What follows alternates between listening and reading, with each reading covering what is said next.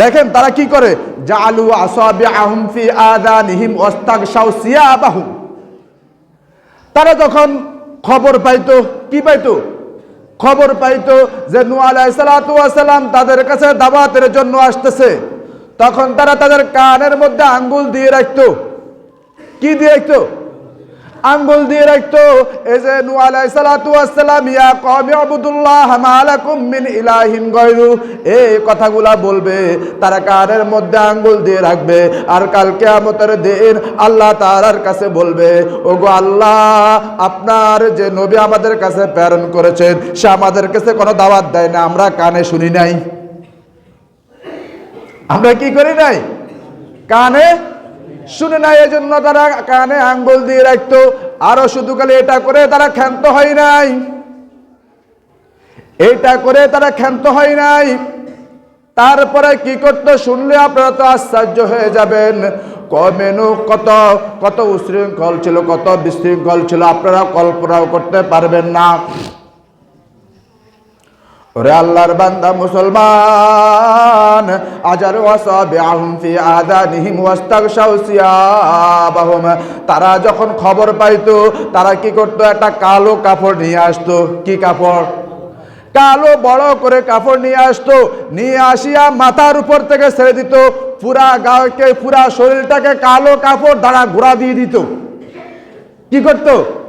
পুরা কাপড়টাকে ঢাকনা, কাপড় দিয়ে শরীরটাকে ঢাকনা দিয়ে দিত, যে আল্লাহর কাছে যেন হযরতে নূহ আলাইহিস সালাতু ওয়াস সালামকে আসামি করতে পারে। কি করতে পারে? আসামি করতে পারে। ওগো আল্লাহ, আপনি যদি আমাদের কাছে নবী হাঁটাইতেন তাহলে আমরা আপনার ইবাদত করতাম। কি করতাম?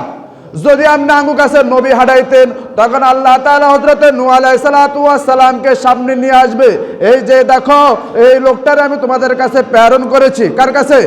তোমাদের কাছে প্রেরণ করেছি। তাকে আমি হায়াত দিয়েছি 950 বছর। কত বছর? 950 বছর তোমাদের কাছে সে বলছে, ইয়া কওমি উবুদুল্লাহ মা লাকুম মিন ইলাহিন গায়রু, তোমরা আমি আল্লাহর ইবাদত করার জন্য আমার এই নবী তোমাদের কাছে দাওয়াত দিয়েছে। তখন তারা আল্লাহর আদালতে বিচার দিবে, আল্লাহ, আপনার নবীকে আমরা দেখি নাই। দেখছেননি? কি কয়? আপনার নবীরে আমরা দেখি নাই। এই জন্যই আমার আল্লাহর অসংখ্য নামের মধ্যে একটা নাম হলো অন্তর্যামী। কি জামি? এই আমাদের অন্তরে কি আছে না নাই এটা আল্লাহ জানে কি জানে না? এই জন্যই মাহে রমজান মাসে আমরা যে চুরি করে ভাত খান, এটা আমার আল্লাহ দেখে না?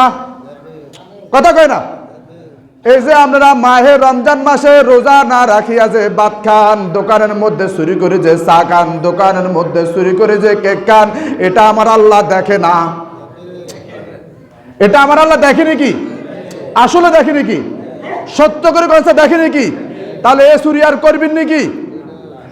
ওরে আল্লাহর বান্দা মুসলমান, আজালু আসাবিআহুম ফি আযানিহিম ওয়াস্তাগশাউ সিয়াবাহুম, আমার আল্লাহ এই কথাগুলা সরাসরি কোরআনে নিয়ে আসছে। কোথায়? কোরআনে নিয়ে আসছে। নবী মুহাম্মদ রাসূলুল্লাহ সাল্লাল্লাহু আলাইহি ওয়াসাল্লাম যখন তার কওমকে দাওয়াত দিতেছে, যখন তার কওমকে দাওয়াত দিতেছে, মক্কার মধ্যে তার জন্মস্থানের মানুষগুলা যখন তার ধর্ম অনুসরণ করতেছে না, তারা আল্লাহর ইবাদত করতেছে না, এক প্রভুর ইবাদত করতেছে না, তারা মূর্তি পূজায় ব্যস্ত হয়ে গেছে। এই সময় আমার নবী, আপনার নবী মুহাম্মদ আরবি সাল্লাল্লাহু আলাইহি ওয়াসাল্লাম একটু চিন্তিত হয়ে গেলেন। একটা 18 বেজে গেছে। আমরা ইনশাআল্লাহ যারা পারি, আল্লাহর ওয়াস্তে বলছি, ইনশাআল্লাহ আমরা একটু দ্রুত আগে মসজিদে চলে আসব। মাহে রমজান কেন্দ্রিক আলোচনাগুলো খুব গুরুত্বপূর্ণ আলোচনা হবে। আল্লাহ তাআলা যদি তৌফিক দান করে ইনশাআল্লাহ এরপর থেকে এই বিষয়ের উপর আরো কথা হবে।